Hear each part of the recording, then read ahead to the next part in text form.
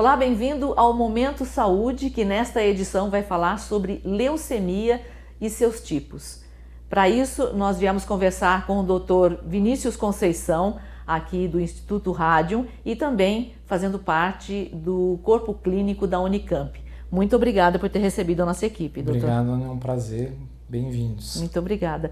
Doutor, a gente quer falar sobre alguns tipos específicos de leucemia, mas a gente gostaria de começar com o básico. O que é a leucemia? Como é que ela ataca uma pessoa, o organismo de uma pessoa? Na verdade, quando a gente fala em leucemia, é um grupo de doenças, então não é uma doença só, mas é um grupo que caracteriza uma neoplasia, a gente chama de um câncer sanguíneo, onde você tem um problema, uma má formação nas células que são precursoras do sangue. Então, aquelas células que vão dar origem às principais células componentes do sangue, elas são formadas de forma errada por alguns motivos e isso vai desencadear uma série de consequências que vão levar ao desenvolvimento da leucemia propriamente dita. E quais são os tipos? A leucemia é dividida em vários tipos, é isso? A gente tem 4 tipos principais. A gente divide primeiro em agudo ou crônica, que está relacionado à velocidade de instalação da doença. Então, as leucemias agudas, elas se desenvolvem muito rápido e aí os sintomas também aparecem muito rápido e são mais dramáticos. As crônicas geralmente têm uma evolução um pouco mais lenta. E a leucemia linfóide e mieloide, que está relacionado a qual célula precursora está envolvida no processo de doença. Então, a gente tem as células linfóides, que dão origem aos linfócitos, e tem as células mieloides, que vão dar origem às hemácias, que são os glóbulos vermelhos, as plaquetas. Então, dependendo de qual célula está atacada, a gente vai ter um subtipo diferente, que a gente chama de linfóide e mieloide. Mas algum tipo ele ataca mais crianças, a criança já pode nascer com isso, ou ele tem algum outro que ataca mais adulto? Como é que é? A leucemia linfóide aguda é uma das neoplasias mais comuns em criança, e ela é muito mais comum em crianças. Pode atingir desde crianças logo após o nascimento até os primeiros 3, 4 anos de vida. Apesar de ser um comprometimento mais precoce na vida da pessoa, as crianças elas também têm taxas de cura maiores. Então, geralmente, elas tendem a ser menos agressivas nas crianças. Nos adultos, a gente também pode ter leucemia linfóide aguda, mas é mais raro e nos adultos, geralmente, é mais agressivo. Nos adultos mais jovens, é mais comum a leucemia mieloide aguda, que também é bastante grave. Nos adultos, infelizmente, as chances de cura e as taxas de sobrevida são menores se a gente comparar com as crianças. E ainda tem as leucemias crônicas, que são um pouco mais frequentes nos adultos numa fase mais avançada da vida, então a partir dos 55, 60 anos. Mas todas elas, na verdade, podem acometer indivíduos em todas as idades. Mas a linfóide é mais comum na criança e a mieloide aguda é mais comum no adulto. Uma criança, ela pode ser diagnosticada com leucemia já no nascimento? Eu disse que pode, logo após o nascimento, mas ela pode ser diagnosticada? É difícil a gente ter a criança nascendo com leucemia, mas logo nos primeiros meses de vida é possível ter o diagnóstico. Não é o mais comum, a faixa etária na criança mais comum é entre 3 e 5 anos, mas logo nos primeiros meses de vida é possível desenvolver a leucemia. E uma criança pode ficar curada? Pode ficar curada. As taxas de cura hoje, quando você faz o diagnóstico precoce nas crianças, é em torno de 70% a 80%. Então, a maioria, na verdade, vai se curar. Diferente, infelizmente, do que acontece com o adulto. E o diagnóstico pode ser feito como numa criança? O que uma criança demonstra? Quais são os sintomas que os pais podem prestar atenção? Os sintomas iniciais, eles podem se parecer muito com sintomas de outras doenças e isso às vezes atrapalha o diagnóstico, tanto pela família e até o próprio médico. São sintomas relativamente simples, mas que estão relacionadas a esse problema na formação dessas células sanguíneas. Então, a anemia costuma ser bastante frequente, então a criança fica mais sonolenta, é aquela criança que não brinca, que não interage, ou que chora muito, tem uma palidez cutânea, então é uma criança que você vê que as mucosas e a pele ela é mais clara, é mais branca do que o normal. Problemas relacionados à coagulação sanguínea, porque você pode ter menos plaqueta, então aquela criança que começa a desenvolver aquelas manchas roxas, aqueles hematomas, que aparece com hematomas muito frequentes, sem muitas vezes ter tido nenhum trauma, nenhuma queda, também precisa prestar atenção. E às vezes o aumento dos gânglios, como é uma doença que acomete o sangue e às vezes os vasos linfáticos, esses gânglios que nós temos normalmente, eles acabam crescendo numa velocidade maior do que o normal. Então, algum caroço no pescoço, nas axilas, pelo corpo, esses são os sintomas mais comuns, tanto na criança, mas também nos adultos. Enfim, de um modo geral, na criança, às vezes uma febre não é nada, mas é sempre bom a gente procurar um médico. Pode né? ser, até porque os glóbulos brancos também podem estar diminuídos, então uma outra coisa que acontece com frequência é o desenvolvimento de infecções de repetição. Então também, infecções que acontecem, ou infecções mais graves, que não seriam esperadas para aquela faixa etária, ou infecções repetitivas, pode levar você a suspeitar não diretamente de leucemia, mas de algum problema no sistema imunológico, que eventualmente pode acabar sendo uma leucemia também. Doutor, a gente vai fazer um intervalo e a gente volta para continuar esse assunto. Até já.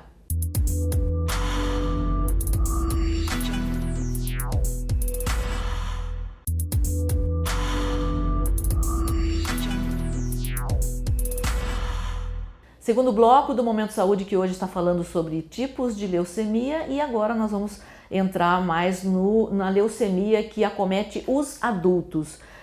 Doutor Vinícius, qual é o risco de um adulto que viveu saudavelmente, né, até uma determinada idade? Qual é o risco que ele tem de desenvolver um tipo de leucemia? Sim. Então, a leucemia mieloide aguda, que é a mais comum nos adultos, se a gente for considerar todos os tipos de câncer, de tumores, inclusive os sólidos, representam 1 a 2%. Então não é tão prevalente ou incidente. Ele é relativamente raro se a gente for comparar com câncer de mama, com câncer de próstata, que acometem os indivíduos também nessa faixa etária. Mas em torno de 1 a 2% a incidência desse tipo de tumor na nossa população adulta. E quais são os sintomas que esse adulto tem para procurar um médico, porque quanto mais cedo se diagnosticar uma leucemia, maior a chance de cura. Maiores as chances, Isso é importante porque assim, às vezes a gente fala que no adulto você tem uma chance de cura menor comparado do que a criança, mas você também pode curar. E o fato de você fazer o diagnóstico precoce ele é extremamente importante e aumentam as chances de cura. Muitas vezes, os sintomas são aqueles que estão relacionados a esse problema na produção das células sanguíneas. Uhum. Então, anemia importante, o paciente fica sonolento, cansado, sem a vontade de fazer as coisas, perde o apetite, perda de peso, hematomas pelo corpo, como sangramentos. Nas crianças. Mas os sintomas são muito parecidos. O que acontece é que quando você tem o quadro agudo, a leucemia mieloide aguda, a instalação desses sintomas eles são muito rápidos. Então, muitas vezes não dá tempo para o paciente perceber esses sintomas. Ele acaba sendo levado para o pronto-socorro, num quadro de emergência ou urgência, ou porque está tendo algum sangramento profuso pelo corpo, então sangramento pelo trato gastrointestinal, sangramento pelo nariz que não para, ou com hematomas que começam a surgir em grande quantidade, ou o paciente ele começa a ficar muito sonolento, muito apático, ele chega com uma anemia grave. Então, quando a leucemia é aguda, os sintomas eles se instalam muito rapidamente. E aí você faz o diagnóstico quase sempre numa fase em que a doença já está bastante grave. Que ainda é possível fazer alguma coisa, ainda é possível curar, mas aí os problemas ao longo do tratamento acabam sendo maiores. E o diagnóstico em si, ele muitas vezes é simples, porque o paciente com um hemograma, às vezes é o suficiente para você, pelo menos, levantar a hipótese. Então você faz um hemograma, que é um exame extremamente barato, simples, que é para ter disponível em qualquer posto de saúde ou pronto-socorro. E esse hemograma mostra que as suas células sanguíneas estão em níveis muito baixos, as células normais, e às vezes com uma leucocitose, que são os glóbulos brancos muito altos, ou com uma quantidade de células jovens no sangue muito alta, isso já é o suficiente para você pelo menos levantar a hipótese. E aí depois você faz um mielograma, que é uma punção da medula óssea, isso é mandado para análise, primeiro em análise microscópica e depois algumas análises mais moleculares, e aí você fecha com certeza o diagnóstico de leucemia e qual subtipo. Mas o que esse adulto fez para desenvolver uma leucemia? Ele fumou, ele ficou exposto a quê? Mudou a alimentação? O que aconteceu? Boa parte das leucemias elas estão associadas a mutações no DNA, alterações que você tem no seu gene. Algumas dessas mutações a gente ainda não entende o porquê, então assim, não existe uma relação causal completamente bem definida.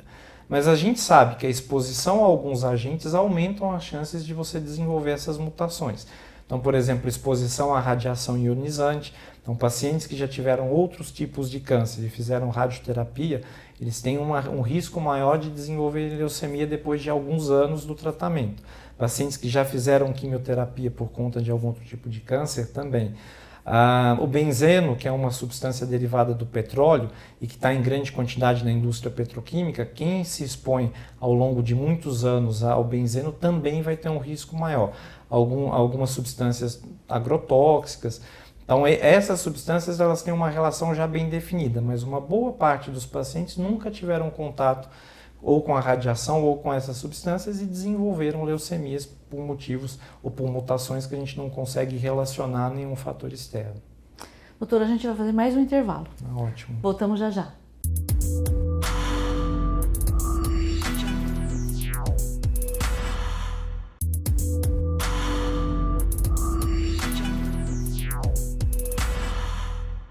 Terceiro e último bloco do Momento Saúde, que hoje está conversando com o Dr. Vinícius Conceição sobre os tipos de leucemia.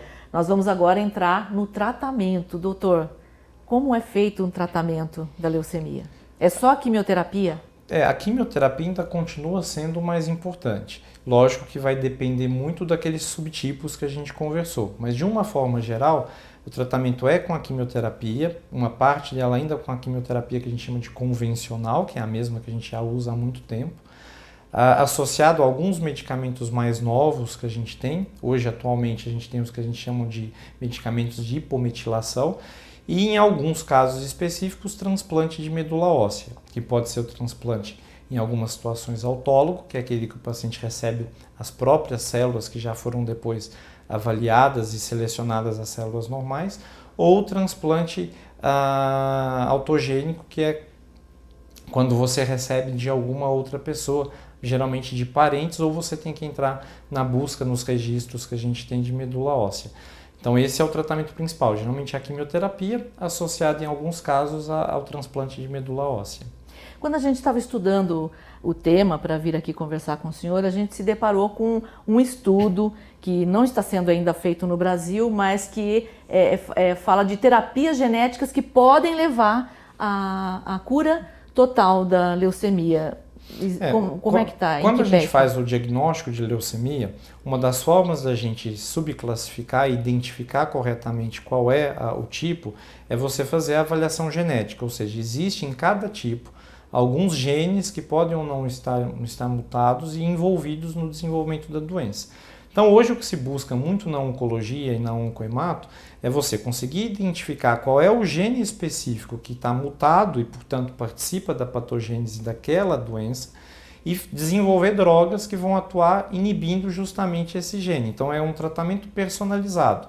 Você não vai tratar todo mundo de forma igual. Você vai identificar qual é o gene envolvido em cada um e vai usar drogas específicas para cada um. Com isso a gente tende a ter melhores resultados, porque a gente vai tratar cada um da sua forma mais correta, inibindo aquele gene que cada um tem, e também os efeitos colaterais geralmente são menores do que a quimioterapia citotóxica. Eu acho que isso é a evolução da oncologia e da oncohemato. Especificamente para a leucemia, são drogas que devem vir nos próximos anos, mas hoje o tratamento principal ainda se baseia na quimioterapia convencional e essas drogas mais novas, que são as drogas de hipometilação, mais os transplantes de medula. Hipometilação, o que seria? Quando você tem o gene, algumas formas deles serem mutados, é você ligar à base nitrogenada desse gene um grupo metilguanina, que a gente chama isso de metilação. Isso pode ser a mudança, como se você ligasse o interruptor naquele gene que vai fazer com que aquele gene passe a ser mais ativo. E o que essas drogas fazem é tentar desligar esse interruptor, diminuir essa metilação, que é o que está provocando ali aquela proliferação celular desordenada. Como é, doutor, dar o diagnóstico para o paciente? Tem que se preparar. Tem que se preparar. Eu acho que, assim, diferente da maioria das outras doenças, você vai lidar com uma série de situações. Então, não é simplesmente um tratamento médico. Você tem envolvido naquilo a família do paciente, então você não dá geralmente o diagnóstico só para o paciente. dar o diagnóstico para a família. Isso vai levar e vai desencadear uma série de fatores até familiares, psicológicos, religiosos, além do tratamento médico propriamente dito. O tratamento ele tem que ser multidisciplinar, então na verdade a gente nunca pode envolver exclusivamente o médico. O médico ele é importante, mas nutricionista, enfermagem, psicóloga, psiquiatra, todo esse conjunto ele vai ajudar muito no tratamento do paciente de uma forma geral. E é importante que o paciente entenda a gravidade do problema, até para que ele esteja preparado para o que vai vir pela frente, mas que ele saiba que você tem chances de curar a doença. Então não é uma doença incurável, não é uma doença que a hora que você dá o diagnóstico significa que você está dando uma sentença de morte. Você está sim dando um diagnóstico que é grave, o paciente ele vai entender que ele vai passar por um processo nos próximos meses que não vai ser fácil, mas um processo que pode chegar no final e ter um resultado muito bom, inclusive a cura. Então é importante que ele saiba o porquê que ele vai passar por aquilo tudo, sabendo que lá no final existe sim luz no fim do túnel, existe sim a chance de ele ficar curado e depois disso voltar a ter uma vida completamente normal, voltar a fazer suas atividades do dia a dia, conviver com a família. Então é uma parceria que o médico a partir daquele momento vai ter que ter com o paciente, é uma confiança mútua, é um tratamento difícil, mas é um tratamento que tem sim resultados que podem ser muito bons. Falar do paciente oncológico é muito mais complexo do que qualquer outros pacientes, não menosprezando a patologia dos demais, mas assim, a gente não só olha o paciente como um paciente que tem um tumor, e sim as suas necessidades, porque a partir do momento que ele dá entrada numa sala de quimioterapia, ele tem uma ansiedade, ele tem um medo, ele vai se ver a autoestima diminuída. Então a gente tenta trabalhar essa parte com ele, né? Tanto com ele quanto a família, porque também é importante ser inserido no tratamento durante todo esse percurso. Um dos instrumentos mais essencial da enfermagem é a consulta da enfermagem, porque a gente tem esse tempo para conversar, para ver quais são as dúvidas, o que ele espera, o que ele pensa desse tratamento, né? E a gente tem que tratar ele com muito carinho. Uma das partes que a gente priorizou aqui no Instituto do Rádio, toda a equipe de enfermagem, foi o acolhimento. Porque ele não quer saber quanto tempo, muito tempo, quais são os remédios, os nomes das coisas, ele não quer saber disso. Ele quer saber assim, por onde eu vou passar? É uma essas coisas que a gente explica para ele. Olha, se você fizer a quimioterapia, vai acontecer isso, pode apresentar essas reações. Então, a gente vai amparando esse paciente, tentando com que ele respire mais tranquilo, para tirar aquele fantasma que ele tem em questão da quimioterapia, né? E a gente tenta inserir a família também. Porque depois, quando ele vai embora, se acontece algo diferente daquilo que a gente explicou, vem a ansiedade, o medo. Será que eu estou ficando ruim? Será que está próximo da morte? E não é nada disso. Então, nós tentamos caminhar junto, do lado desse paciente, né? Eu acho que você olhar a necessidade psíquica desse paciente requer do profissional um feeling, porque você passa para ele uma segurança muito grande. A gente fica emocionada. Eu falo que para falar do paciente oncológico, eu acho que é mais fácil você falar com o coração e a alma. Nós temos vários pacientes e muitas vezes nós ouvimos: mesmo fazendo o tratamento, é um prazer estar aqui. Quando eles nos dizem, é um prazer estar aqui, cai sobre nós, a equipe da enfermagem, uma responsabilidade muito grande de você ter que proporcionar um bom atendimento, ser acolhedor, né? Tentar passar para ele uma qualidade de vida, independente da quantia dos dias, porque nós também não sabemos os nossos dias. Tudo isso é muito gratificante. É gratificante demais você dar um abraço. Eu sempre digo, a gente não tem muito para para fornecer, mas aquilo que a gente fornece, posso te dar um abraço? Posso cuidar de você com carinho? Então, cria-se um elo. Eles passam a fazer parte da nossa vida, assim como a gente passa a fazer parte da vida deles, dos dias de vida deles, né? Nós tivemos uma paciente que alguém muito próximo disse para ela: você vai morrer na cirurgia, né? Hoje ela voltou para nos dar um abraço, para dizer que está tudo bem. Então, não tem dinheiro que paga. O cuidar é cuidar com amor. E o paciente oncológico, ele merece tudo isso. Além disso, que somente o coração e a alma sabem expressar diante de cada um deles, né? A gente dá aquilo que a gente conhece, a parte técnica, a parte científica, mas eles nos retribuem também com muito carinho. E é possível se prevenir contra a leucemia? Especificamente para a leucemia, como a gente não tem tantos fatores externos envolvidos, a prevenção em si ela não é tão simples. A gente falou que a radioterapia pode causar, a quimioterapia pode causar, mas geralmente os pacientes submetidos a esse tipo de tratamento não têm muita escolha, estão fazendo o tratamento porque estão tratando algum outro tipo de câncer. A exposição a substâncias tóxicas, a algumas substâncias que estão relacionadas a agrotóxicos, ao benzeno, se você pode evitar a exposição a esses materiais ou usar equipamentos de proteção é o adequado. Mas uma boa parte das leucemias elas se desenvolvem a partir de fatores que a gente ainda não identifica ou de mutações que não necessariamente estão relacionadas a fatores externos. Então eu acho que o mais importante é que o paciente, já que ele não tem um programa de prevenção específico para diminuir o risco dele ter leucemia, que ele possa ter as chances de fazer o diagnóstico precoce caso ele tenha doença. E para isso, o mais importante é que ele faça visitas regulares ao médico. Como o hemograma é um exame relativamente simples e barato e pode ajudar no diagnóstico, qualquer médico pode solicitar. Então, qualquer pessoa que trabalha numa empresa e faz o exame periódico, ele pode colher o hemograma uma vez por ano ou a cada 2 anos e, se tiver alguma alteração, começar a investigar possíveis diagnósticos mais graves, como seria a leucemia. Às vezes a gente vê assim, 10 alimentos que podem causar câncer, ou então 10 alimentos que evitam que você tenha câncer. Isso existe? Existe, mas a gente tem que entender que a gente não consegue até hoje relacionar todos os tipos de alimento, ou quando a gente diz que um alimento é cancerígeno, que ele está relacionado a todos os tipos de câncer.